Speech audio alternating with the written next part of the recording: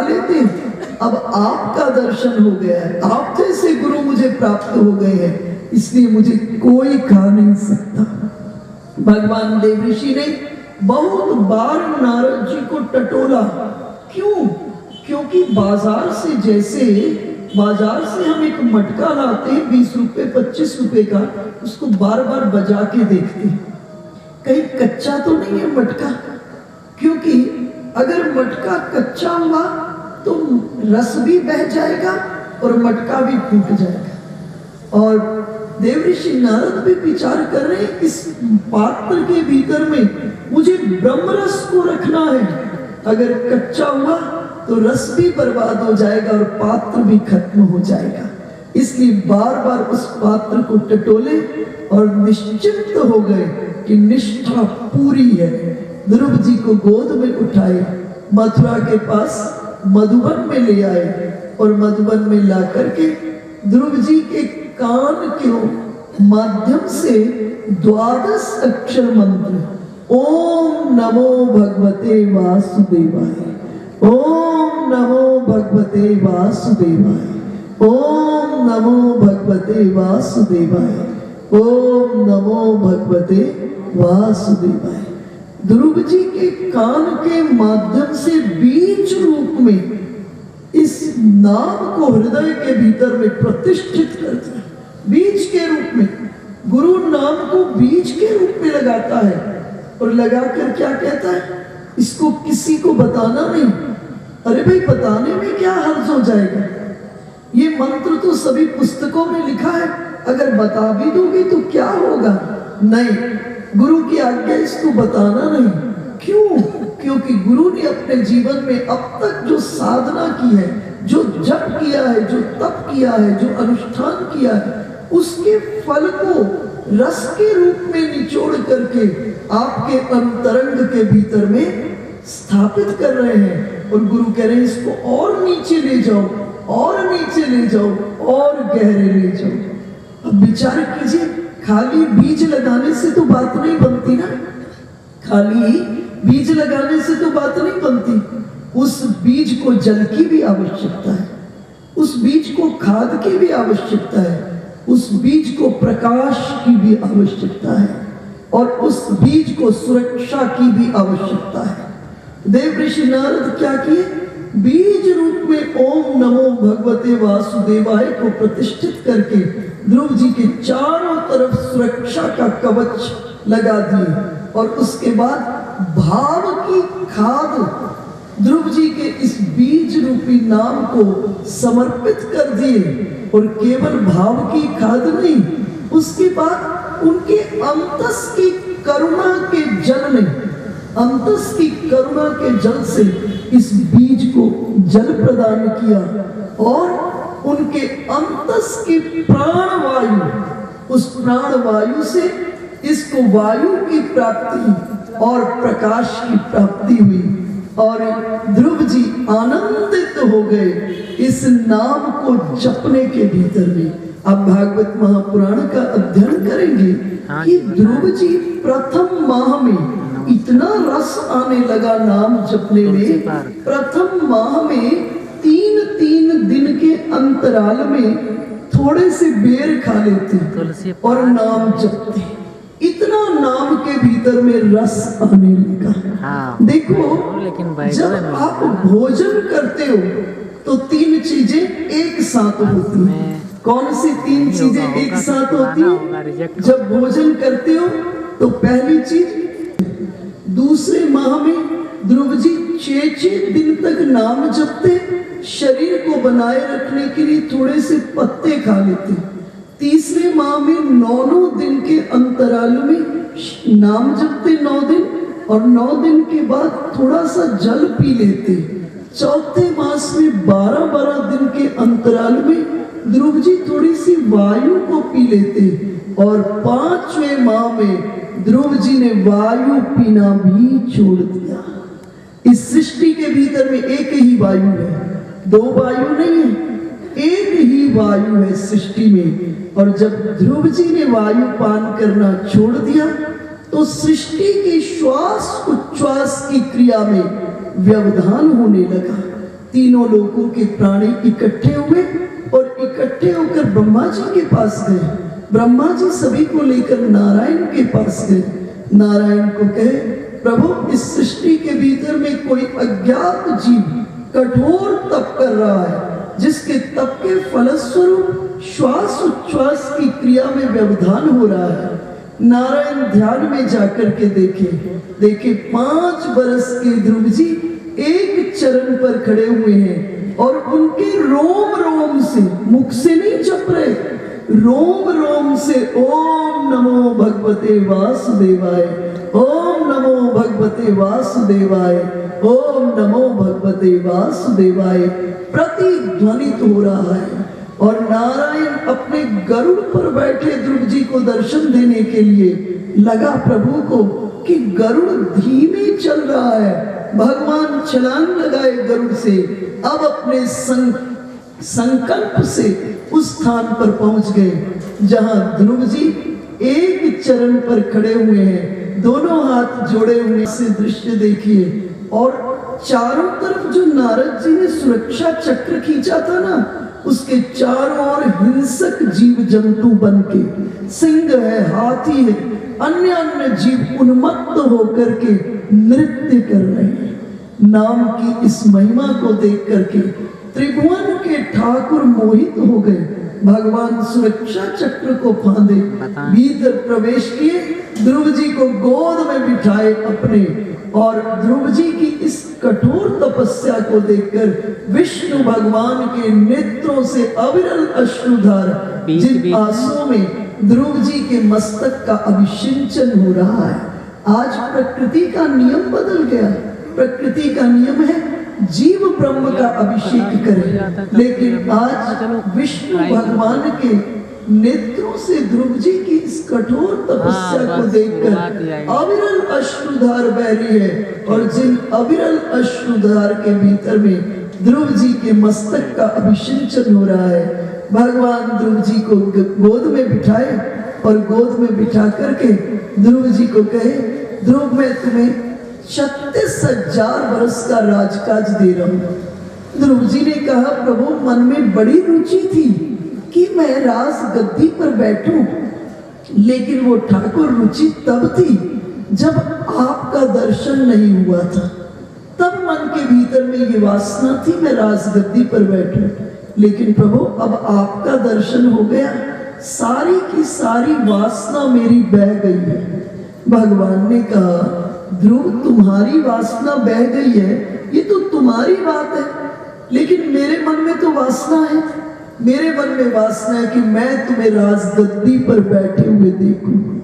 ध्रुव जी ने कहा, प्रभु मैं समझ गया हूं कि इस रूप में सदा आप मेरे पास नहीं रह सकते, इसलिए प्रभु जाते जाते मुझ पर एक कृपा कीजिए। ऐसा करें प्रभु, अपनी कथा से प्रेम करने वाले किसी संत को मुझे देते जाइए। भगवान ने कहा, ध्रुव क्या तुम्हें मुझसे भी अधिक प्रिय संत हैं? ध्रुव जी ने कहा, प्रभु आप मिलोगे तो केवल आप मिलोगे, और संत मिल गए कोई तो मुझे 3 की प्राप्ति हो जाएगी। एक तो संत मिल जाएंगे, दूसरा संत के माध्यम से आपकी कथा मिल जाएगी, और तीसरा आपका उद्घोष है, मद भक्ता यत्र गायन्ति तत्र तिष्ठामि नारद। जहां मेरे भक्त मुझे गाते हैं नारद, एक रूप में मैं वहां पर रहता हूं। प्रभु आप भी मुझे प्राप्त हो जाएंगे। भगवान के सुंदर रूप माधुरी का दर्शन करके ध्रुव जी के मन में एक भाव जगा कि मैं भगवान की कुछ स्तुति करूं। ध्रुव जी ने कहा, प्रभु मन बहुत मचल रहा है कि मैं आपकी कोई सुंदर स्तुति करूं, लेकिन मुझको तो कुछ आता ही नहीं। भगवान अपने शंख को लिए और ध्रुव जी के गाल से छुआ दिए। जैसे ही छुआए, ध्रुव जी तो बहुत बड़े प्रकांड विद्वान पंडित हो गए। ध्रुव जी भगवान की सुंदर स्तुति करते हुए कह रहे हैं, योन्ता प्रविश्य मम वाचमिमां प्रसुप्तां संजीवयत्यखिल शक्तिधर स्वधाम्ना अन्यांश्च हस्तचरण श्रवणं त्वगाधीन प्राणा नमो पुरुषाय प्राणा नमो भगवते पुरुषाय तुभ्यम। बड़ी सुंदर बात ध्रुव जी कहे कि प्रभु आप ही जीव के अंतरंग में प्रवेश करके प्रत्येक इंद्री को निर्जीव से सजीव बनाते। आप ही जीव के अंतरंग में प्रवेश करके प्रत्येक इंद्री को निर्जीव से सजीव बनाते हो।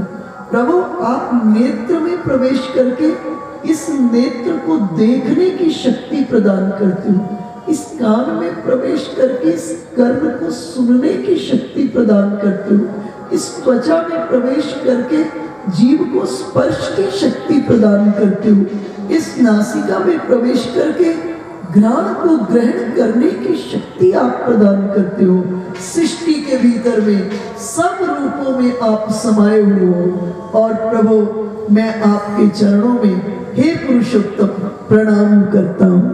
भगवान प्रसन्न हुए, ध्रुव जी को 36,000 वर्ष का राजकाज प्रदान किए और ध्रुव जी को कहे 36,000 वर्ष के बाद मृत्यु आएगी और 36,000 वर्ष के बाद आकाश में ग्रह नक्षत्रों के बीच में तुम्हारे लिए मैं एक लोक बना दूंगा जिसका नाम होगा ध्रुवलोक। उस ध्रुवलोक के भीतर में आप विश्राम करना, भजन करना।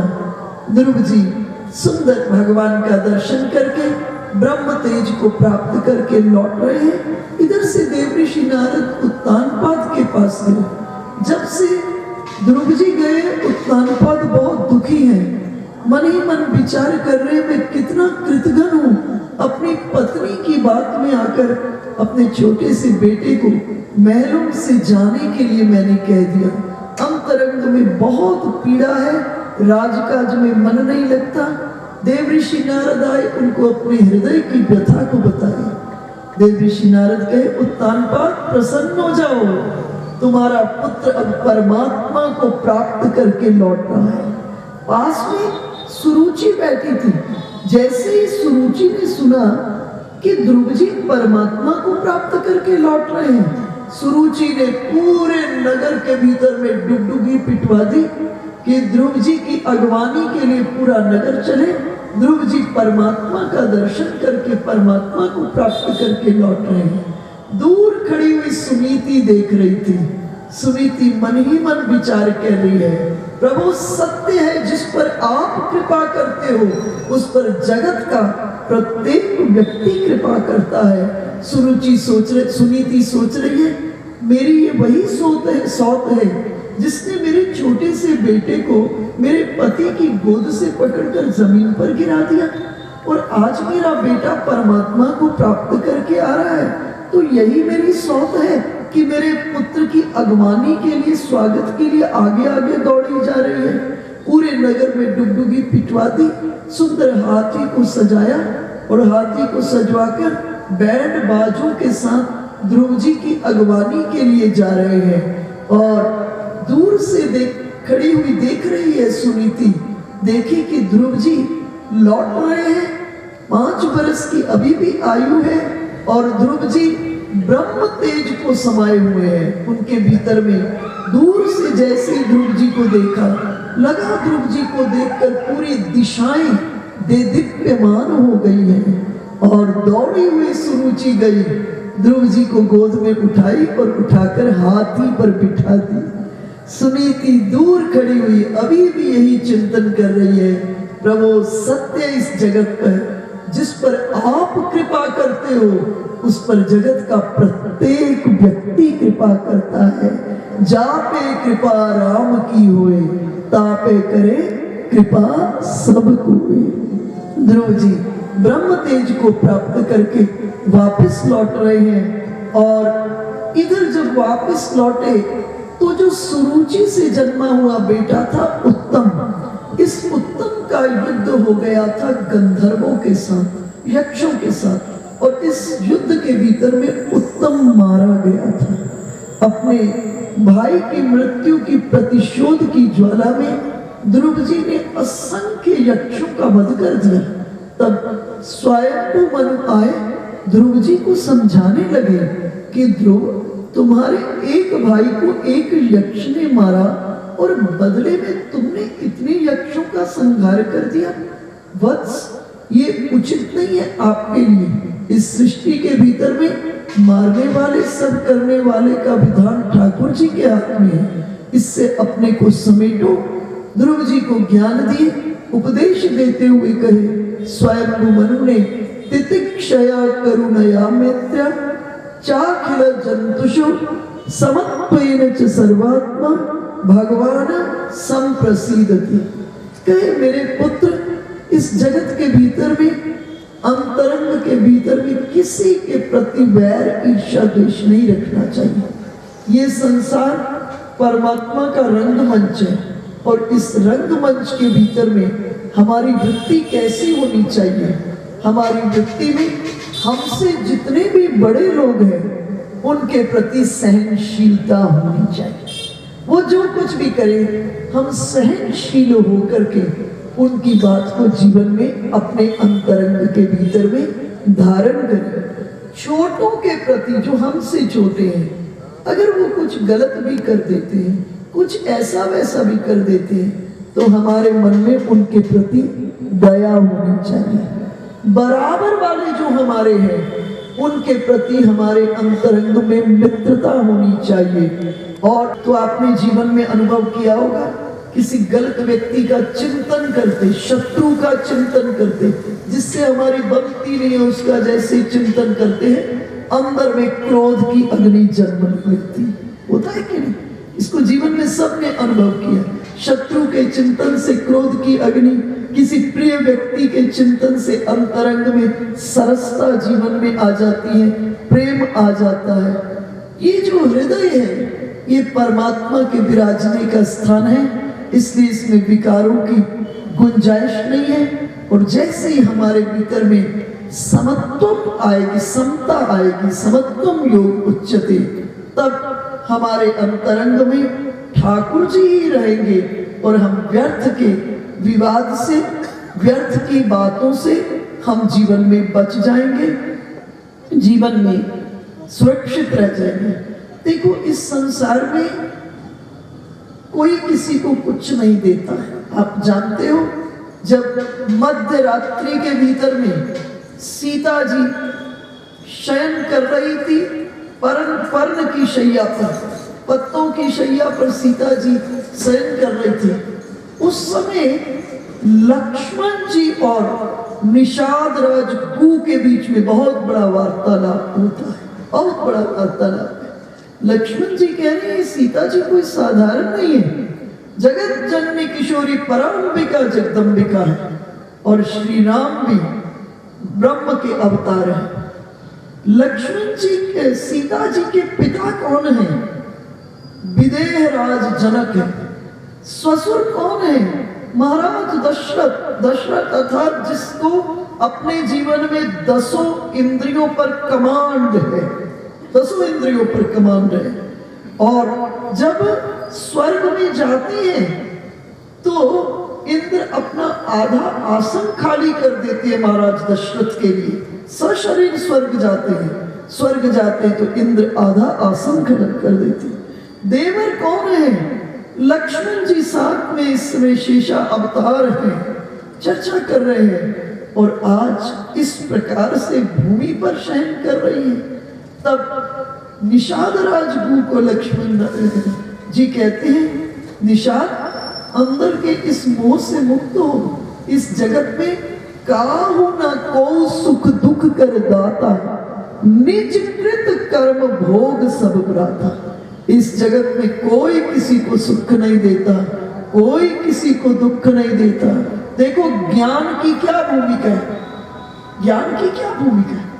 ज्ञान के आने से कोई सुरखाव के पर थोड़ा लग जाते हैं। ज्ञान का सिर्फ इतना सा ही अर्थ है, जब आप स्वरूप को समझ लेते हो तो फिर आप किसी से द्वेष नहीं करते, किसी से ईर्ष्या नहीं करते, किसी के प्रति क्रोध नहीं करते हैं। एक सत्य की बात पर तो चर्चा होगी, लेकिन इन सब झंझटों से आप मुक्त हो जाते हो, समझ जाते हो कि ये कुछ और नहीं है, इस संसार के भीतर में संतुलन की प्रक्रिया चल रही है। इस संसार के भीतर में पूर्व के किए हुए हमारे ही कर्म थे, जिन कर्मों के कारण एक ने हमको बहुत सुख दिया, जिन कर्मों के कारण एक ने हमको बहुत कष्ट दिया, एक ने हमको बहुत प्रेम दिया।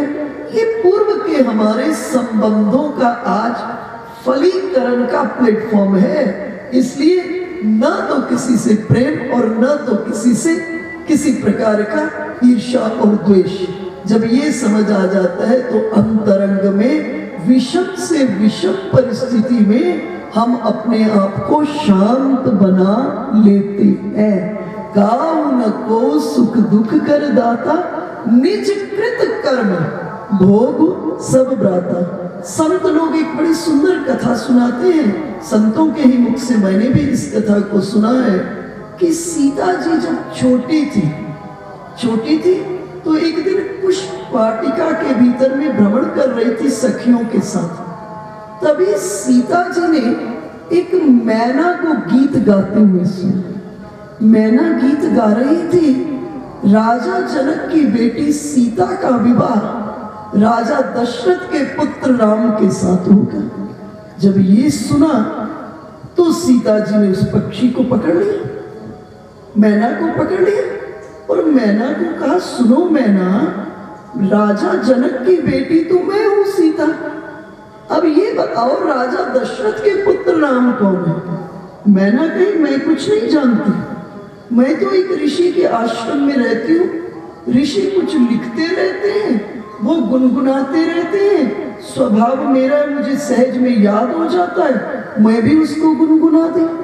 सीता जी ने कहा, देखो राजा जनक की बेटी मैं हूं सीता, और जब तक मेरा विवाह राजा दशरथ के पुत्र राम से नहीं होगा तब तक मैं तुम्हें पिंजरे में बंद करके रखूंगी सोने के, और सुंदर सुंदर मीठे फलों को खिलाऊंगी। उसी समय मैना का पति आता है और आकर सीता को कहता है, सुनो सीते, ये मेरी पत्नी है और इस समय गर्भवती है। हम पक्षियों को खुले आकाश में उड़कर जितनी आनंद की प्राप्ति होती है उतना आनंद इस बंद पिंजरे में नहीं होता। इसलिए सीते ऐसा करो, इस मैना को मुझे दे दो, कालांतर में जब ये संतान उत्पन्न कर लेगी तो मैं पुनः इसको लौटा दूंगा। और इस जगह सीता जी ने इस मैना के पति की बात को नहीं माना और इस मैना को पकड़कर सोने के पिंजरे में रख दिया। अपने पति के वियोग में ये मैना पिंजरे की दीवार से सिर्फ पटक पटक कर प्राणांत कर दी।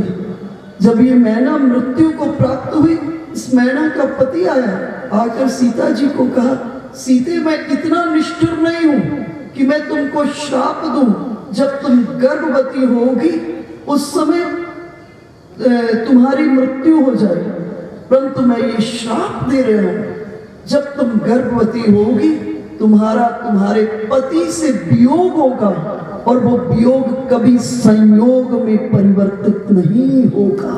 सीता जी श्रापिता हो चुकी थी। इसी प्रकार से कैकेयी जी के संबंध में भी कथाओं को संत लोग सुनाते हैं। दूर नहीं जाइए, महाभारत के युद्ध के बाद धृतराष्ट्र गांधारी, धृतराष्ट्र ने कहा श्री कृष्ण को, ठाकुर हम जानते हो, कृष्ण मैं जानता हूं, मुझे अपने पूर्व के 100 जन्मों का ज्ञान है, मैंने कोई ऐसा कर्म नहीं किया जिसके फलस्वरूप मेरे 100 बेटे मारे जाते। कृष्णचंद्र कहे, आपको अपने 100 जन्मों का ज्ञान है, मैं आपका 101वां जन्म देख रही हूं, उसमें आपने शार्दुल पक्षी के 100 अंडों को फोड़ा था। धृतराष्ट्र को आश्चर्य हुआ। धृतराष्ट्र ने कहा, इतनी देर बाद कर्म ने मुझे आके पकड़ा। कृष्णचंद्र ने कहा, धृतराष्ट्र इतनी देर तक कर्म स्टोर हाउस में पड़ा हुआ था और इतने जन्मों में कभी तुमको 100 बेटे इकट्ठे नहीं हुए थे। आज तुमको 100 बेटे इकट्ठे हुए और कर्म ने पीछे से आकर के पकड़ लिया। इसलिए शास्त्र ने स्पष्ट कह दिया है, अवश्यमेव भोक्तव्यम कृतम कर्म शुभाशुभम। इसको यूं समझिए, मैं आपके घर आई, आप 2 गिलास जल लेकर के आए। 1 गिलास जल आपने स्वयं पिया और 1 गिलास जल आपने मुझे पिलाया। जिस गिलास के जल को आपने स्वयं पिया उसका फल तो आपको तुरंत मिल गया। आपकी क्षुधा की निवृत्ति हुई, आपकी प्यास की निवृत्ति हुई, अंतरंग में शांति का अनुभव हुआ जल पीकर। लेकिन जिस गिलास के जल को मुझे पिलाया वो स्टोर हाउस में चला गया और वो समय आने पर आपके सामने में खड़ा हुआ होगा। आप जानते हो कृष्णचंद्र की जब अंगुली कट गई पर थोड़ा सा रुधिर बहने लगा, पूरा हड़कंप मच गया। कृष्ण की अंगुली कट गई, खून निकला, खून निकला। लाओ वस्त्र, लाओ वस्त्र, लाओ वस्त्र। वस्त्र ही नहीं मिल रहा। और देखा द्वारिका ने, द्रौपदी ने देखा और द्रौपदी ने अपनी सुंदर रेशमी साड़ी को फाड़ा और बाढ़ कर श्री कृष्ण की अंगुली में लपेट कर पट्टी की तरह बांध दिया। और जिस समय द्रौपदी का चीरहरण हो रहा था उस समय द्रौपदी पुकारी, हे द्वारिका वासिन गोविंद। कृष्णचंद्र तुरंत वहां पर उपस्थित हो गए और भगवान का एक अवतार हो गया, वस्त्र अवतार। जिस दुशासन के पास 10,000 हाथियों का बल था वो थक गया, चूर चूर हो गया और भगवान का वस्त्र के रूप में अवतार हो गया। और इसके बाद द्रौपदी ने कहा, प्रभु आपने मेरी इतनी बड़ी रक्षा की और इस प्रकार से आपने वस्त्र मुझे प्रदान की। भगवान ने कहा, नहीं द्रौपदी मैंने कुछ नहीं किया, ये तो मैंने थोड़ा सा कर्जा उतारा था जो तुमने मेरी अंगुली पर बांधने के लिए पट्टी दी थी। वो असंख्य गुना ब्याज से मल्टीप्लाई हो करके इस वस्त्र के अवतार के रूप में परिवर्तित हो गई।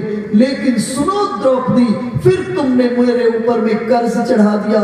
ये जो तुमने भाव में भर करके द्वारिका वासिन गोविंद पुकारा, ये गोविंद पुकार करके पुनः उस पर एक कर्ज और चढ़ गया। अर्थात अवश्यमेव भोक्तव्यम कृतम कर्म शुभाशुभम। स्वयंभू मनु ने ध्रुव जी को समझाया, देखो कई बार जो काम भगवान के दर्शन से नहीं होता, जो काम भगवान के दर्शन से नहीं होता, महात्मा लोग उसे अपने उपदेश से कर देते हैं।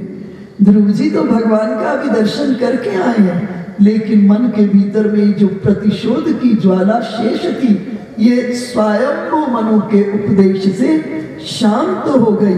भगवान परोक्ष रूप में रहते हैं और भगवान के जो महात्मा लोग, संत लोग होते हैं वो प्रत्यक्ष रूप से इस धरती में रह करके जीव की रक्षा करते हैं। ध्रुव जी ने 36,000 बरस का राजकाज किया।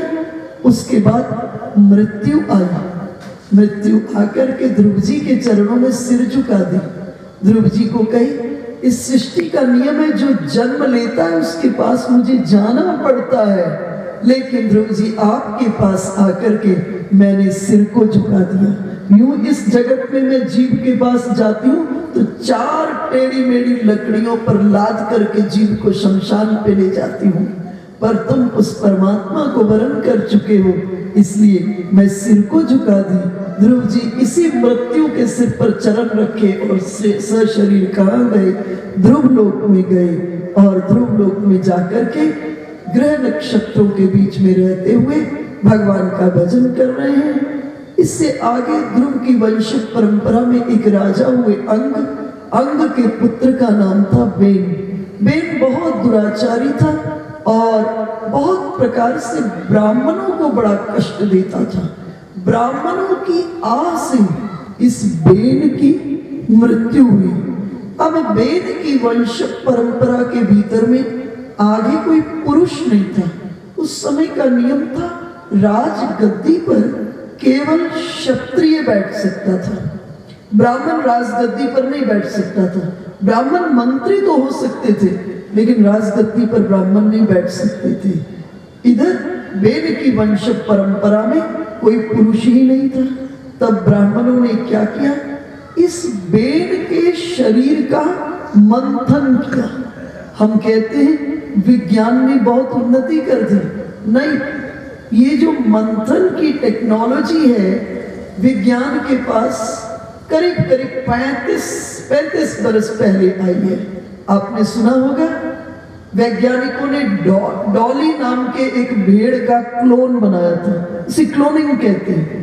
डॉली नाम के भेड़ का एक क्लोन बनाया था, फिर उसके बाद यूएनओ ने इसको कर दिया था, इस पर बैन लगा दिया था कि ऐसे तो अपराध कोई करेगा, काम कोई कर देगा, बड़ी गड़बड़ी हो जाएगी, फिर इस क्लोनिंग पर बैन हो गया था। तो ये जो क्लोनिंग है इसका वर्णन श्रीमद् भागवत महापुराण में किया गया है। ब्राह्मणों ने इस बेन के शरीर के कटी प्रदेश का मंथन किया, जिससे काले रंग का पुरुष निकला। ब्राह्मणों ने कहा निषिद्ध, बैठ जाओ। और इसी निषिद्ध के आगे जो वंशज है रामायण के भीतर में निषादराज गु इत्यादि है। ब्राह्मणों ने फिर इस बेन के शरीर का मंथन किया, दाएं हाथ का मंथन किया, जिससे भगवान के 22 अवतारों में से एक अवतार राजा पृथु का प्रादुर्भाव हुआ। और ब्राह्मणों ने फिर बाएं हाथ का मंथन किया, जिससे लक्ष्मी की अंशा अवतार अर्ची के रूप में प्रकट हुई। राजा पृथु अब राजा हो गए। इससे पहले इस धरती का नाम मेदनी था, और ये मेदनी बड़ी उबड़ खाबड़ थी, अन्न इत्यादि नहीं देती थी। राजा पृथु ने इस मेदनी को प्रथित किया, समतल किया, और राजा पृथु के द्वारा प्रथित होने के कारण इस मेदनी का एक नाम पृथ्वी पड़ा। आज नाम एक पड़ा पृथ्वी। राजा पृथु राजा हुए, लेकिन प्रजा की स्थिति आज भी वैसी थी। पृथ्वी अन्न देना बंद कर दी। पूरी की पूरी प्रजा इकट्ठी होकर राजा पृथु के पास आई। राजा पृथु को कही, हमने आपको राजा बनाया, लेकिन हमारी तो स्थिति आज भी वैसी की वैसी है। ये पृथ्वी अन्न नहीं दे रही है, और हमारे अंतरंग के भीतर में भूख से के कारण एक आग जल रही है। राजा पृथु ने अपनी प्रजा की स्थिति को सुना। राजा पृथु बहुत व्याकुल हुए, अपने रथ पर बैठे, धनुष को पर बाण चढ़ा करके इस पृथ्वी को मारने के लिए चले। जब पृथ्वी को मारने के लिए चले तो पृथ्वी गाय का रूप धारण करके प्रकट हो गई। पृथ्वी ने, गोरूपी पृथ्वी ने राजा पृथु को कहा कि तुम मुझे मारना क्यों चाहते हो? तो राजा पृथु ने कहा, तुम अन्न की चोरनी हो गई हो। तुमने हमेशा अन्न को अपने गर्भ के भीतर में छुपा लिया है, तुमने दिव्य रत्नों को भी अपने भीतर में छुपा लिया है, और मेरी प्रजा के भीतर में त्राही त्राही भूख इत्यादि के कारण हो रहा है। गोरूपा पृथ्वी ने कहा, राजा पृथु, आज से पहले जो आपके राजा हुए वो बड़े अनाचारी दुराचारी हो गए थे, इसलिए मैंने हमेशा अन्न को अपने गर्भ के भीतर में छुपा लिया, और अब वो मेरे गर्भ के भीतर में अजीर्ण हो गए। अगर तुमको वो सब चाहिए तो राजा पृथु तुम मेरा दोहन करो, और मेरे दोहन के लिए तुम्हें किसकी आवश्यकता है? मेरे दोहन के लिए तुम्हें एक बछड़े की आवश्यकता है, एक ग्वाले की आवश्यकता है, और एक पात्र की आवश्यकता है।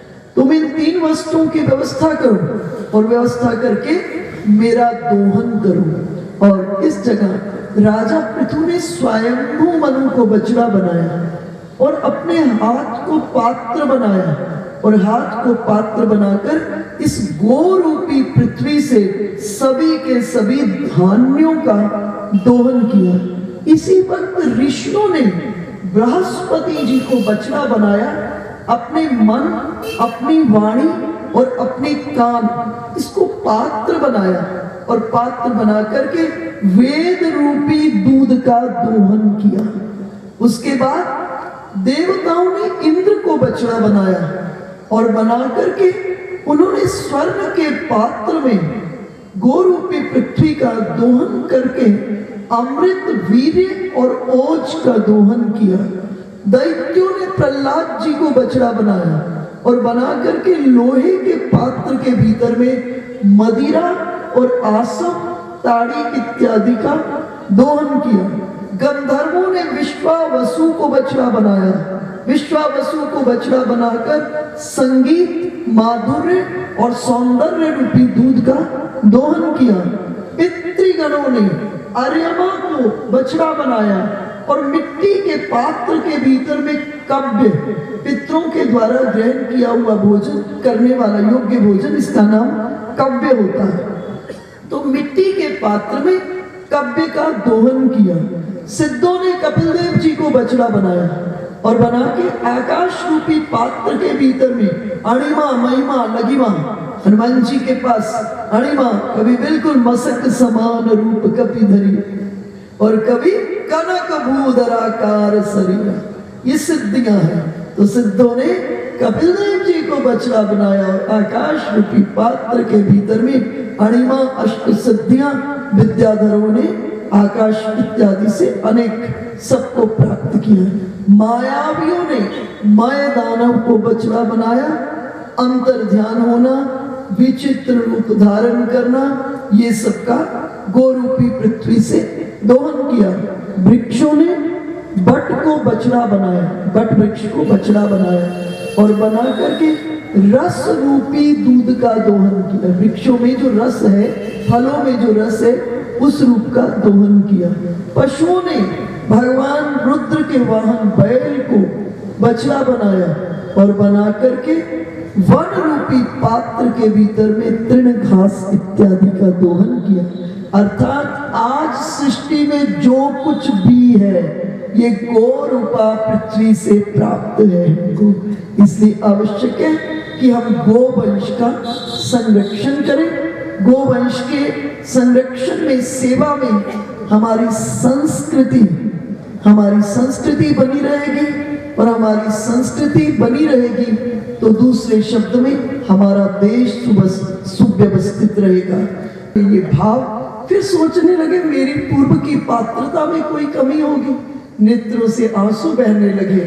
तब उन्होंने अपनी वाणी से बताया कि मैंने एक चमत्कार देखा, गो के नीचे बिल्कुल भाव पारदर्शी हो गया और उस पारदर्शी भाग में मैंने कृष्ण चंद्र को लेटे हुए देखा और तभी मैंने देखा कि मैंने गो ने जैसे सांस लिया तो उसके दोनों नथनों से कृष्ण बाहर आ रहे हैं और पुनः जब सांस बाहर किया फिर कृष्ण बाहर, फिर भीतर। बोले बहुत देर तक मैं चमत्कार को देखता रहा और गो सेवा के माध्यम से मुझे कृष्ण चंद्र के दर्शन की प्राप्ति हो गई। देखो राघवेंद्र सरकार मर्यादा पुरुषोत्तम राजाधिराज के रूप में है, उस समय में उन्हें गो सेवा का सुख नहीं मिला तो भगवान संकल्प कर लिए कि इस अवतार में तो मुझे गो सेवा का सुख नहीं मिला, सुयोग नहीं मिला, लेकिन अगले अवतार के भीतर में मैं इस सुयोग को अपने हाथ से खोऊंगा नहीं। और भगवान ब्रज के भीतर में आकर अपने को गो सेवा के भीतर में समर्पित कर दिए। देखो कार्तिक मास की शुक्ल पक्ष की प्रतिपदा से भगवान गोवर्धन की लीला को किए। भगवान ने 7 दिन पर्यंत गिरी को नक पर उठाया, फिर गोपाष्टमी आ गई। फिर गोपाष्टमी में भगवान ने गायों का पूजन किया और उसके बाद आमला नवमी आई। आमला नवमी वाले दिन भगवान क्या किए, सभी संतों के साथ, सभी गायों के साथ गिरिराज भगवान की प्रदक्षिणा किए और गिरिराज भगवान की पूजा सेवा की। इसलिए गो सेवा का बहुत महत्व है। हम सबको जब जब सुयोग मिले, अगर कोई यहाँ गौशाला है, देखो गृहस्थ को प्रातः काल में, गृहस्थ नहीं हर व्यक्ति को प्रातः काल में कुछ देर सत्कर्म करना चाहिए। सत्कर्म का अर्थ है इसमें देव दर्शन करें, भगवान का पूजन करें, गरीबों के प्रति कुछ सेवा करें, जीवन में कुछ दान इत्यादि करें। प्रातः काल का हम सब का ये क्रम होना चाहिए। और सायंकाल के भीतर में गृहस्थ को एक अगर नियम बना ले तो आनंद ही आनंद है। गृहस्थ में थोड़ी देर को सत्संग होना चाहिए। ये दो में गृहस्थ बांध ले अपने आप को। प्रातः काल के भीतर में सत्कर्म और सायंकाल में सत्संग। पति पत्नी केवल भोग के साथी नहीं है, पति पत्नी योग के साथी है। इसलिए पति पत्नी संतान के साथ बैठकर थोड़ी देर को घर में किसी विषय को लगा करके सत्संग आपस में जरूर करें। अगर ये सत्संग आपके गृहस्थ में आ जाएगा, आपको प्रयास नहीं करना पड़ेगा, अपने बच्चे को समझाना नहीं पड़ेगा, अपने बच्चे की चिंता नहीं करनी पड़ेगी। अगर सत्संग गृहस्थ रोज करेगा तो सहज में ही उसकी वृत्तियों के भीतर में परिवर्तन हो जाएगा, भगवान जीवन के भीतर में आ जाएंगे, भजन जीवन में आ जाएगा। जब भगवान और भजन आएंगे तो भजन और भगवान की प्राप्ति का फल भी अपने आप जीवन में आ जाएगा। देखो, प्रत्येक व्यक्ति को 5 काम जरूर करने चाहिए। 5 काम क्या है? प्रातः काल से प्रारंभ कीजिए। देव दर्शन, प्रकृति दर्शन, संत दर्शन, शास्त्र दर्शन और निज हृदय दर्शन। अपने अंतर में भी झांक करके देखना। ये 5 काम प्रातः काल से सायं पर्यंत सीरीज में करनी चाहिए। उठते ही देव दर्शन, फिर प्रकृति दर्शन या प्रकृति दर्शन देव दर्शन जैसे भी आप कर लें, और उसके बाद दिन के भीतर में शास्त्र दर्शन, संत दर्शन और निज हृदय दर्शन। अगर ये 5 काम करेंगे तो सहजता से हमारे जीवन के भीतर में विकास हो जाएगा। जब गौरूपा पृथ्वी से राजा पृथु को अपनी प्रजा के लिए सर्वस्व मिल गया, राजा पृथु आनंदित हो गए। गौरूपी पृथ्वी को उन्होंने अपनी पुत्री के रूप में स्वीकार कर लिया और अपने सर्वस्व स्नेह को इस गौरूपा पुत्री के ऊपर में कन्या के रूप में स्वीकार करके लुटा दिया। राजा पृथु को यज्ञ करने की बड़ी रुचि थी। उन्होंने अश्वमेध यज्ञ किए और अश्वमेध यज्ञ का जो यज्ञ पशु था उसको चुरा करके इंद्र ले गए। अत्रि ऋषि ने बताया आकर के राजा पृथु को कि आपके यज्ञ पुरुष को चुरा करके इंद्र ले गए। तो राजा पृथु के पुत्र जाकर के अपने यज्ञ पशु को ले आए, लेकिन इंद्र ने फिर माया करके यज्ञ पशु को चुरा लिया। फिर दोबारा से राजा पृथु के पुत्र उस यज्ञ पशु को लेकर के आ गए और तीसरी बार इंद्र ने फिर यज्ञ पशु को चुरा लिया। अब राजा पृथु को बहुत बुरा लगा। राजा पृथु ने यज्ञ करने वाले आचार्यों को आदेश दिया कि इंद्र को सिंहासन समेत यज्ञ कुंड में आहुति दे दो। तब आचार्यों ने राजा पृथु को कहा कि आपके यज्ञ का उद्देश्य क्या है? आपके यज्ञ का उद्देश्य तो देवताओं की प्रसन्नता है और यज्ञ का नियम है कि यज्ञ पशु को छोड़कर आप किसी अन्य की आहुति नहीं दे सकते हो। और दूसरा, इंद्र तो देवताओं के राजा हैं, जिनकी प्रसन्नता के लिए आप यज्ञ करने जा रहे हो, उन राजा को ही यज्ञ कुंड में डालने क्या सोच रहे हो? इंद्र इतने में विष्णु भगवान की शरण में चले गए और इंद्र विष्णु भगवान को साथ लेकर राजा पृथु की यज्ञशाला में पहुंचे। राजा पृथु से विष्णु भगवान ने पूछा कि राजा पृथु, आपके यज्ञ का उद्देश्य क्या है? राजा पृथु ने कहा, प्रभु आपकी प्राप्ति। विष्णु भगवान ने कहा, राजा पृथु, मैं तो आपकी यज्ञशाला में आ ही गया हूं, अब इस यज्ञ को बंद करो। राजा पृथु ने भगवान की आज्ञा को मानते हुए यज्ञ को बंद किया।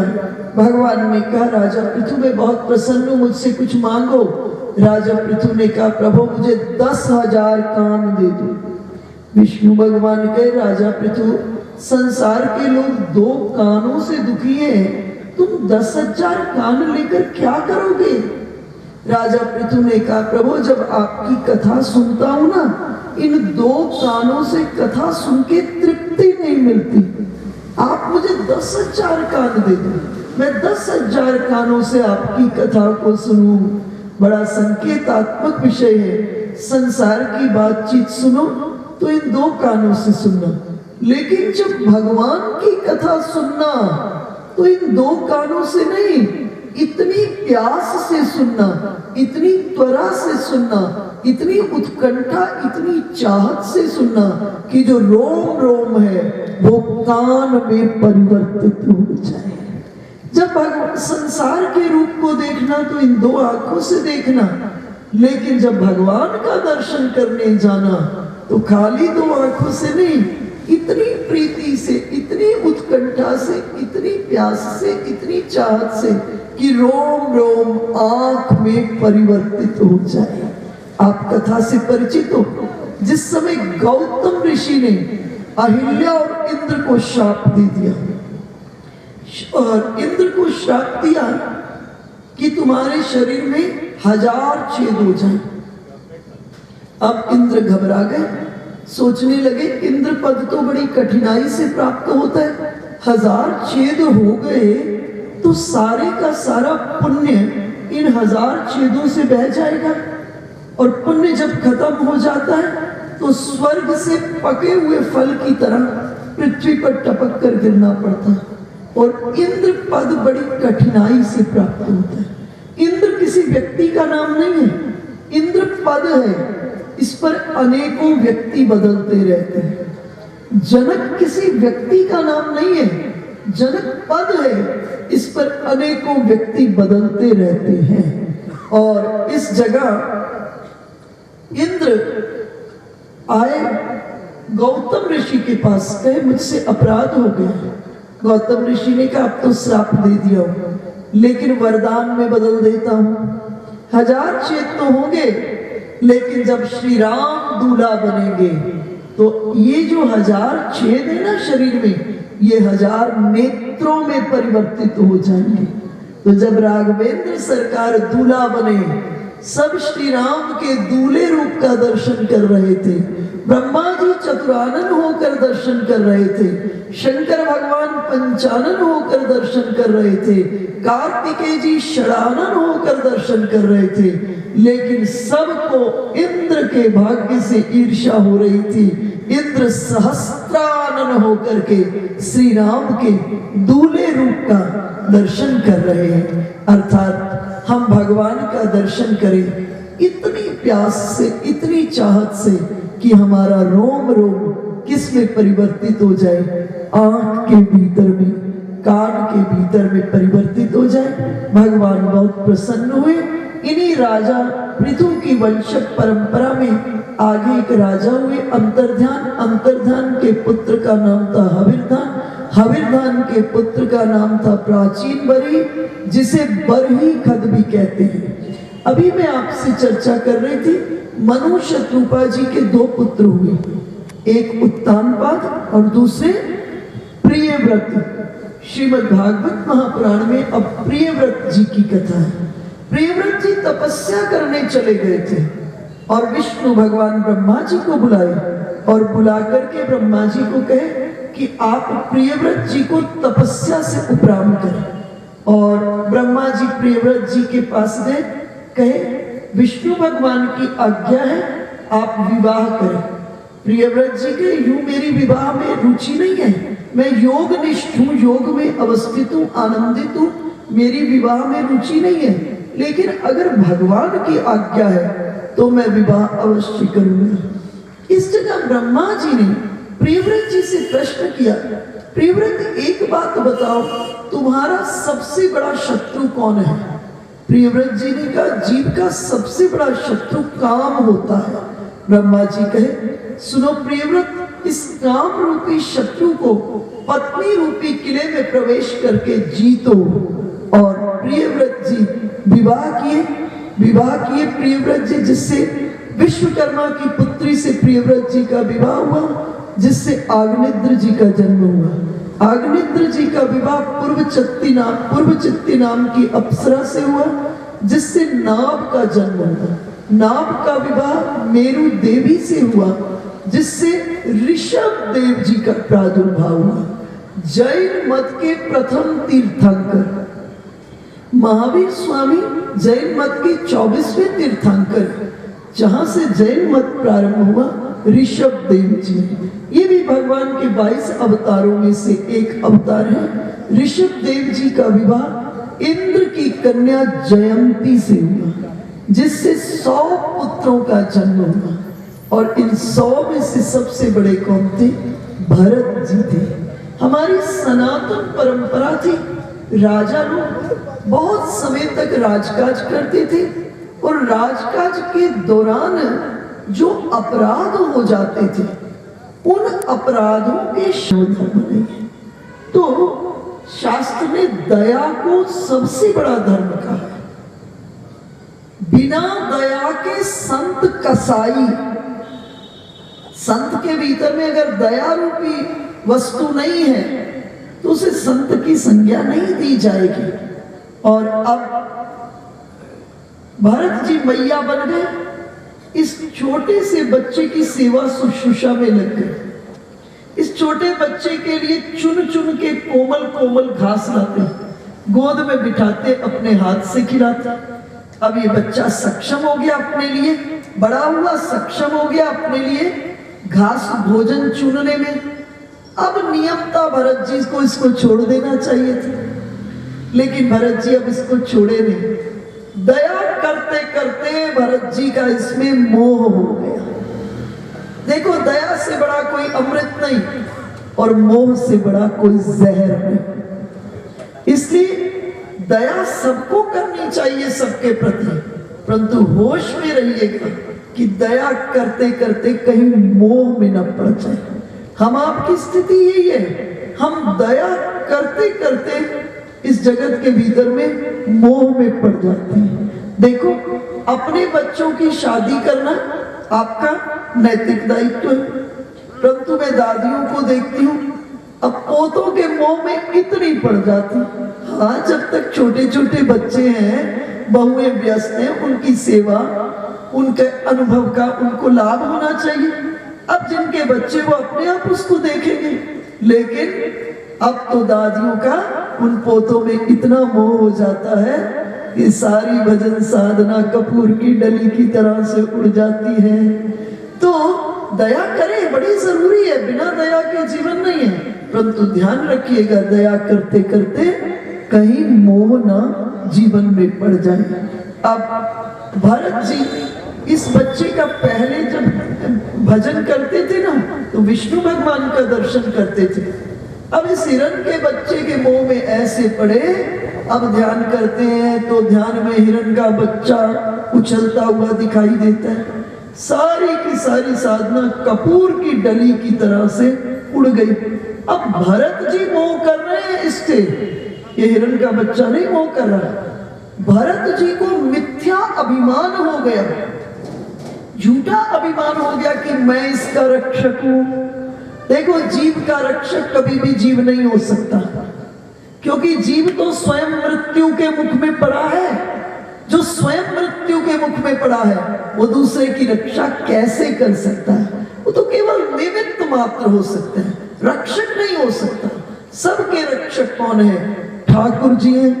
लेकिन भरत जी को मिथ्या अभिमान हो गया कि मैं इसका रक्षक हूं, और ये साधना करते करते भरत जी मोह में पड़ गए।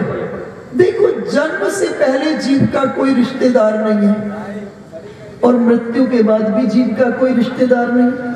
आदि में भी कोई नहीं है, अंत में भी कोई नहीं है। बीच में थोड़ी देर को हम सबको माया भरमाती है। बस इसी समय पर व्यक्ति को सजग रहने की आवश्यकता है। मैं ये नहीं कहती इसका कदापि गलत अर्थ नहीं लीजिएगा। मैं ये नहीं कह रही हूँ आप जिस घर परिवार में रहते हो वहां सहयोग नहीं करो, सेवा नहीं करो, खूब करना, जितनी करते हो उससे ज्यादा करना, लेकिन मोह में नहीं पड़ना। उसको ये समझ के करना कि ठाकुर जी ने अपनी फिल्म में मुझे ड्यूटी दी है। अगर ऐसा करके जगत के कार्य करोगे तो मैं और मेरे के फैलाव में नहीं पड़ोगे, और अगर ये बात विस्मृत हो गई तो निरंतर मैं और मेरे में फंस जाओगे। और कबीर साहब कहते हैं, ये संसार झाड़ और झाकड़ उलझ उलझ मर जाना है। ये संसार कागज की पुड़िया बूंद पड़े गल जाना है। संसार के दो लक्षण शास्त्रों ने स्पष्ट कहे, एक अशाश्वतम और दूसरा दुखालय। यहाँ जो कुछ भी है सब टेम्परेरी है। शास्त्र चीख चीख कर हमको समझा रहे हैं जो कुछ है टेम्परेरी है। अपने को निमित्त मानना, भगवान इस संसार को रंगमंच मानना और इसको भगवान की लीला में अपना एक रोल मानना, इससे ज्यादा उलझोगे तो उलझ पुलझ मरी जाना है। अपनी ड्यूटी को ईमानदारी से करो। अगर ऐसा हम करते हैं तो मैं और मेरे में नहीं उलझते, तू और तेरे का सुंदर खेल देखते हैं। तू और तेरे का सुंदर खेल देखते हैं जीवन के भीतर में। और इस जगह भरत जी इस बच्चे से ममता कर रहे हैं, ये बच्चा नहीं ममता कर रहा है। मैं अक्सर देखती हूँ, ये मेरा व्यक्तिगत अनुभव है, घर में छोटे छोटे बच्चे होते हैं, छोटे होते हैं, वो बिल्कुल खाली, उनको कुछ लेना देना नहीं, दादी भी खाली, सारा दिन दादी पोता के साथ बच्चे खूब प्रेम करते। दादी को भी लगता है ये पोता मेरे बिना रह ही नहीं सकता। मैं अक्सर दादियों को कहते सुनती हूँ कि ये सोता भी हमारे पास है, हमारे बिना रहता ही नहीं है। परंतु वही बच्चा जब बड़ा हुआ, स्कूल से कॉलेज गया, अब उसको किसी का ध्यान नहीं। अर्थात हम तो ममता कर रहे हैं, वो ममता नहीं कर रहा। अर्थात हिरण का बच्चा तो भरत जी तो ममता कर रहे हैं, लेकिन हिरण का बच्चा नहीं ममता कर रहा। एक दिन हिरणों का झुंड आया, हिरणों के झुंडों में जैसे उस हिरण के बच्चे ने देखा सब मेरे जैसे, वो तो येना येना करता हुआ झुंड में मिल गया। इधर भरत जी इस हिरण के बच्चे के मोह में पड़े हुए शरीर त्यागे। इसी की वासना थी अंतिम समय में, इसलिए अगले जन्म जो हुआ वो हिरण की योनि में हो गया। लेकिन एक बड़ी अच्छी बात थी, पूर्व जन्म की स्मृति विद्यमान थी। याद था मैं पहले राजा था, सब कुछ छोड़ करके वन में आया और हिरण के बच्चे के मुंह में पड़ा तो मुझे हिरण बनना पड़ा। अब संकल्प कर ले। देखो, एक संसार में सबसे बड़ी बात हम आपको क्या करनी चाहिए, जब हम कुछ गलती करें, गलती हमसे होगी, कोई प्रूफ नहीं है इस जगत के भीतर में, कोई ये क्लेम नहीं कर सकता इस जगत में कि मैंने केवल पुण्य ही पुण्य किए। ऐसा जो भी कह रहा है समझ लीजिए झूठ बोल रहा है। क्यों? क्योंकि गोस्वामी जी महाराज स्पष्ट कर दिए, विधि प्रपंच गुण अवगुण साना। ये विधि का प्रपंच है और ये गुण और अवगुण दोनों से सना हुआ है। सना हुआ है, जैसे आटा में पानी डाल के आप सान देते हो, फिर उससे पानी अलग करना बड़ा कठिनाई का विषय है, नहीं हो सकता अलग। इसी तरह से जब भी कर्म होगा तो दोनों होगा, पाप भी होगा और पुण्य भी होगा, दोनों होगा। तो जब जब हमसे कोई गलती हो, हम संकल्प करें कि इसको पुनः न दोहराएं, तब हम इससे आसानी से बच सकते हैं, कोई प्रॉब्लम नहीं है। अब इनको ज्ञान हुआ कि हम तो मोह में पड़ गए थे, अब संकल्प कर लिए कि इस जन्म में किसी के मोह में नहीं पड़ूंगा। हिरण है लेकिन हिरणों के झुंड में नहीं रहते, अलग थलग रहते हैं। हिरण की योनि में है लेकिन एकादशी इत्यादि व्रत रखते हैं। फिर शरीर छूटा और शरीर छूटा, अगले जन्म में ब्राह्मण के घर में जन्म लिए। याद थी पूर्व जन्म की, अभी भी स्मृति विद्यमान थी। याद था मैं राजा था, सब छोड़कर वन में आया, हिरण के बच्चे के मुंह में पड़ा, मुझे हिरण बनना पड़ा और अब मैं ब्राह्मण के घर में जन्म लिया हूँ। संकल्प कर लिए किसी के मुंह में नहीं पड़ूंगा। अब थोड़े से बड़े हुए, घर वालों ने विद्यालय में पढ़ने भेजा। गुरुजी जो पढ़ाते, सोचे अगर इस पढ़ाई के चक्कर में पढ़ा तो एक दिन इन्हीं में मुझे उलझना पड़ेगा। तो गुरुजी जो पढ़ाते सब उल्टा उल्टा पढ़ते। गुरुजी ने घर वालों को बुलाया, बोले भाई मैं इसको नहीं पढ़ा सकता, ले जाओ इसको, मैं तो जो पढ़ाता हूँ बिल्कुल उल्टा उल्टा पढ़ता है। और विद्यालय से उनको निकाल दिया। आनंदित हो गए, एक जगह से तो बचे। अब थोड़े से और बड़े हुए, घर वालों ने कहा ऐसा है, अब पढ़े लिखे तो हो नहीं, कुछ काम में रुचि बनाओ। अब ऐसा करो, फसल पकने का समय आ गया है, जब फसल पकती है तो पकी हुई फसल को खाने के लिए पक्षी आ जाते हैं। तो घर वालों ने कहा अब अपनी जो फसल पकी है उसकी सुरक्षा में तुम खड़े हो जाओ, पक्षियों को उड़ाओ। और अपने खेत में मेड़ बांधकर जल लगाओ। सोचे अगर मैं इन पक्षियों को उड़ाने लग गया तो इनको उड़ाते उड़ाते मुझे भी उड़ना पड़ेगा, इसलिए सोचे फिर मुझे यहीं पर पकड़कर बांध के रखेंगे। जैसे फसल पकी पक्षी आने लगे, उड़ाने की जगह सबको बुलाने लगे, आओ आओ खाओ राम की चिड़िया, राम का खेत खाओ रे चिड़ियों भर भर पेट। अब तो घर वालों ने देखा अपने खेत में जल लगाने की जगह जो लगा हुआ जल होता था ना, मेड़ काट के दूसरे के खेत में जल बहा देते। घर वालों ने देखा ये तो बिल्कुल किसी काम का नहीं है, निकम्मा नालायक है, घर वालों ने निकाल दिया। देखो उपनिषद कहते हैं इस संसार में कोई किसी से प्रेम नहीं करता, सब अपने से प्रेम के क्रम में दूसरे के प्रेम को अनुभव करते हैं। लगता है एक पिता को कि पुत्र मुझसे प्रेम बहुत करता है, नहीं, पुत्र को पिता से जो सुख मिल रहा है उस सुख से पुत्र प्रेम कर रहा है। इसका अर्थ क्या हुआ? अंततः पुत्र अपने से ही प्रेम करता है। लगता है पत्नी को पति मुझसे बहुत प्रेम कर रहे हैं, वस्तुतः ये बात नहीं है। पत्नी को पति को जो पत्नी से सुख मिल रहा है उस सुख से पति प्रेम कर रहे हैं, अंततः पति अपने से ही प्रेम कर रहे हैं।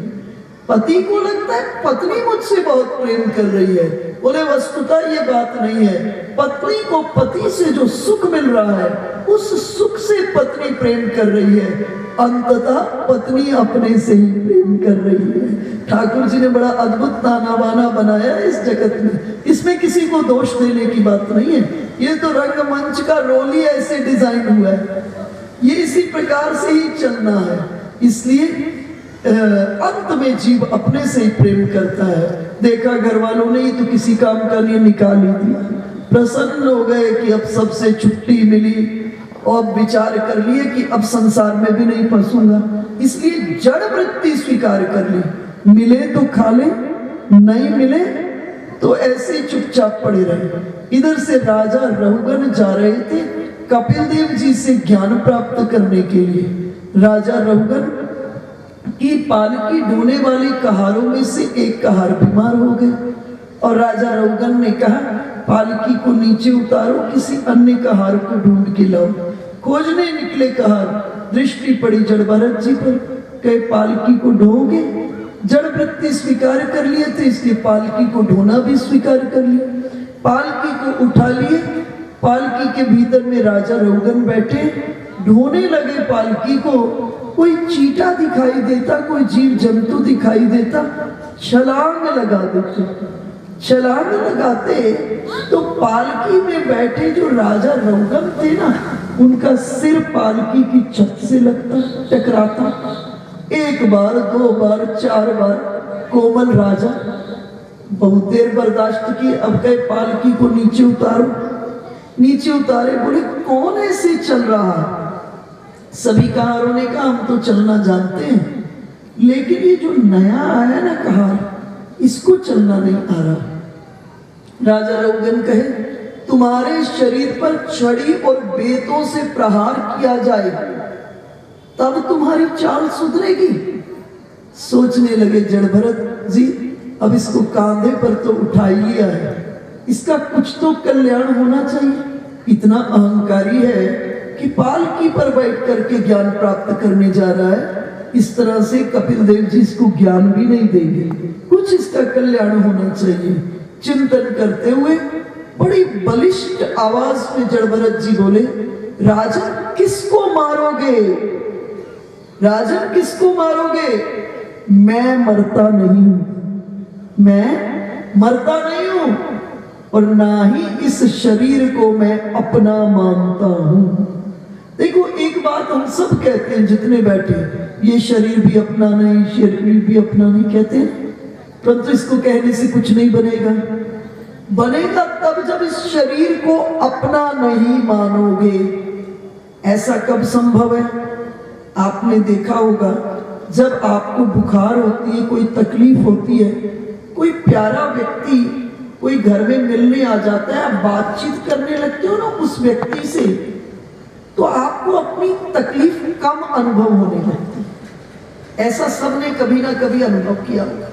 जब कोई पीड़ा हो और कोई व्यक्ति आ जाए, बातचीत करने लग जाते हो ना, तो अपनी तकलीफ कम अनुभव होती है। इसका ये अर्थ नहीं कि आपका कष्ट खत्म हो गया, कष्ट तो वही, तकलीफ तो, रोग तो वही पड़ा है, लेकिन जो ध्यान अभी तक शरीर में पड़ा था वो शरीर से उड़कर बातचीत में चला गया। जब शरीर से उड़कर बातचीत में गया ध्यान, तो शरीर की पीड़ा बहुत कम अनुभव हुई। इसी तरह से हमारा अध्यात्म हमको वो तरीका सिखा रहा है कि तुम अपने ध्यान को उड़ा करके त्रिभुवन के ठाकुर में अवस्थित कर दो। जब तुम्हारा ध्यान उड़कर ठाकुर जी के भीतर में अवस्थित हो जाएगा, तो शरीर पर होने वाले आघात, प्रतिघात, कष्ट हम सहज में मुक्त हो जाएंगे। आपने इसको अनुभव किया होगा, जब किसी प्रिय व्यक्ति ने कहीं बाहर से आना हो घर में, तो हम सुबह से उसके स्वागत में लग जाते हैं, सुंदर घर आदि को सजाने लग जाते हैं, जिस प्रकार का मेहमान होता है उसी व्यवस्था में लग जाते हैं, तो हमको अपनी भूख प्यास भी खत्म हो जाती है। जब संबंधित व्यक्ति आ जाता है, सुंदर से खिला पिला लेते हो, स्वागत कर लेते हो, फिर उसके बाद कहीं आप खाने लगते हो। इस अंतराल में आपको कहीं भूख प्यास नहीं लगती, एक नूतन नवीन उत्साह अंतरंग में अनुभव होता है। बस इसी तरह से जब चित्त की वृत्तियों का केंद्रीकरण ठाकुर जी में हो जाए और हम ठाकुर जी को रिझाने में लग जाए, तो इसी देह के भीतर में रहते हुए देह की व्यथाओं से मुक्त होकर के हम निरंतर ठाकुर जी के साथ जुड़ करके उस रस का आस्वादन कर सकते हैं। अष्टावक्र गीता में अष्टावक्र जी महाराज बहुत सुंदर कहते हैं, निर्वासनो निरालंब स्वच्छंदो मुक्त बंधना क्षिप्ता संसार वातेन चेष्टते शुष्क पर्णवत। बहुत अद्भुत बात कह दी। निर्वासनो बोले जिसने अपने जीवन में वासना को शून्य होते हुए देख लिया, जिसने अनुभव कर लिया अब जीवन के भीतर में कोई वासना बची ही नहीं, वासना को जिसने जीवन के भीतर में शून्य होते हुए देख लिया। निर्वासनो निरालंब, आलंब कहते हैं आधार को, बोले जिसने जीवन के सभी आधारों को छोड़ दिया। लेकिन बिना आधार के तो मकान नहीं टिकेगा ना, मकान को तो नींव चाहिए, आधार चाहिए। तो बोले जिसने छोटे छोटे आधार छोड़ दिए संसार के और परमात्मा का सबल आधार पकड़ लिया। जिस समय महाभारत का युद्ध हो रहा था, उसी समय एक टिटहरी ने अंडे दिए और इधर युद्ध स्थली पर असंख्य घोड़े, असंख्य हाथी, असंख्य रथ, असंख्य सैनिक और अभी अभी अंडे दिए। टिटहरी घबरा गई और घबरा कर प्राणों की संचेतना से कृष्णचंद्र को पुकारी, ठाकुर मैंने अभी अभी अंडे दिए, प्रभु मेरे बच्चों की रक्षा करो, रक्षा करो, रक्षा करो। प्राणों से जो स्वर निकला था टिटहरी के, सप्तावर्ण को भेदते हुए कृष्णचंद्र के कर्ण कुहर में गया और अकारण करुणा वरुणालय श्री कृष्ण क्या किए, उसी समय एक हाथी जा रहा था, हाथी के गले में बड़ा सा घंटा, भगवान ने ठीक अपने संकल्प से घंटे को इस टिटहरी के अंडों पर गिरा दिया। 18 दिन पर्यंत युद्ध हुआ, अंडों को फोड़कर बच्चे भी निकल आए, युद्ध विराम की घोषणा हो गई। फिर टिटहरी प्राणों की संचेतना से भगवान को पुकारी, प्रभु मेरे अंडों से बच्चे निकल आए हैं, प्रभु मेरे बच्चों की रक्षा करो, रक्षा करो, रक्षा करो। भगवान रथ को घुमाए और घुमाकर उस स्थान पर ले गए जहां टिटहरी के अंडों से बच्चे निकल गए थे और उनके ऊपर में हाथी वाला घंटा था। और भगवान क्या किए, अर्जुन देख रहा था, भगवान क्या किए, जोर से इस घंटे पर चाबुक मारे, घंटा दूर गिरा और टिटहरी के बच्चे उछलने लगे, कूदने लगे। और पूछा अर्जुन ने, ठाकुर इनकी रक्षा किसने की? भगवान कहे पार्थ जिसने तुम्हारी रक्षा की। इस महाभारत के युद्ध में तुम जैसे लाख अर्जुन हो जाते, एक भीष्म पितामह सबको धराशायी कर देते। जिसने तुम्हारी रक्षा की उसी ने इन टिटहरी के बच्चों की रक्षा की। अर्थात इस जगत के भीतर में जो अपने जीवन में सबल आधार को पकड़ लेता है, छोटे छोटे आधारों को छोड़ करके एक सबल आधार को पकड़ लेता है, निर्वासनो निरालंब, जो सबल आधार परमात्मा के आधार को पकड़ लेता है, और स्वच्छंदो, जिसने स्वयं के छंद को, छंद किसको कहते हैं? गीत को, जिसने स्वयं के गीत को सुना। न जाने किस मान सरोवर से एक हंस उड़कर इस शरीर रूपी वृक्ष पर आकर बैठ गया। वेद ने इस शरीर को वृक्ष कहा है, और शरीर रूपी वृक्ष की दो शाखाओं में से ऊपर की डाल पर ब्रह्म रूपी पक्षी है और नीचे की डाल पर जीव रूपी पक्षी है। तो ना जाने किस मान सरोवर से उड़ के हंस शरीर रूपी वृक्ष पर आकर बैठ गया है, और जिसने इस हंस की ध्वनि को सुन लिया, जिसने इस हंस के गीत को सुन लिया, छंद को सुन लिया है, जिसने हंस के गीत को सुन लिया, उसको परम हंस कहते हैं। और जैसे इस हंस के गीत को सुना, उसी क्षण चमत्कार, क्या चमत्कार? मुक्त बंधना, जीव बंधनों से मुक्त हो गया, और स्थिति क्या हो गई? सूखे पत्ते की तरह, सूखे पत्ते की तरह। क्षिप्ता संसार वाते न चेष्टते शुष्क पर्णवत, सूखे पत्ते की तरह से जीव हो जाता है। जहां उसे हवा ले जाती है, उसके जीवन में कोई विरोध